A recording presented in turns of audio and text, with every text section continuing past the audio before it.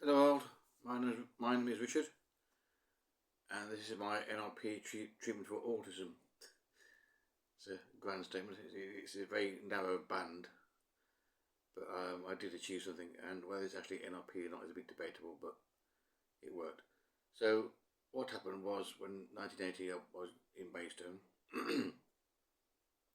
started my IT career there, and I met a guy who turned out to be autistic. And there was a bunch of them who had organised themselves into a kind of hostel place, as a set of a charity, and did that to look out for each other. And this guy John was one of the few who actually could cope in the world well enough to actually go out and do shopping and find out what was going on. Quite an amazing organisation, but that's what happened. Anyway, it's a long story, but I got talking to him, and he invited me back to see the other people in the group.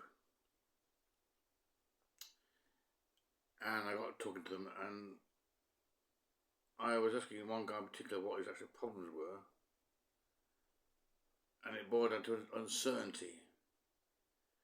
And that's because his brain, in particular his visual cortex, wasn't working properly. And I tested this by waving my hand in front of his face like that. And if you're, I suppose, normal, that wouldn't bother you. But I asked him what he saw, and he saw separate images of a hand like that, then that, then that, like photographs. There was no continuous movement, and therefore he couldn't work out visually what was going on in the world. He's always looking around, always checking things, always trying to work out how things worked and what to expect and so forth. Just a nightmare. Always tense. So I thought about it for a minute, just briefly, and I thought, well, okay, if you use certainty, then use a different sense. So I guided him to think about his feet and how he felt standing up or sitting down, the pressure on his skin and so forth. Because for him, that was normal. That was constant. It didn't vary much. It didn't jump about a lot. And he immediately reported feeling better, just more confident and less anxious. I met another guy in the same town, from the same place pretty much, later on, and told about the same thing. And he reported the same findings. A simple change of focus, what we might call reframing in NLP, was what enabled them to actually live a life. Of course, if we're here in the head all the time, was what most people did. They copied what most people did by looking around to find out what went on.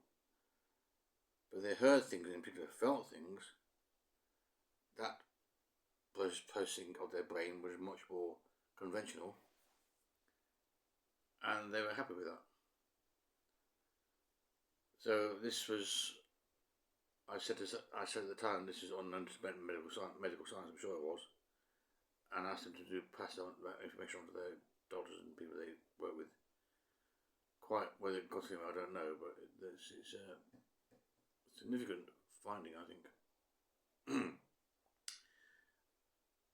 Obviously, I'm going to say this is going to work for all cases of autism, because it's a whole spectrum and it's very wide indeed, and I may well be on that spectrum myself, but may well be on that spectrum myself, which is why I got this guy called John in the first place.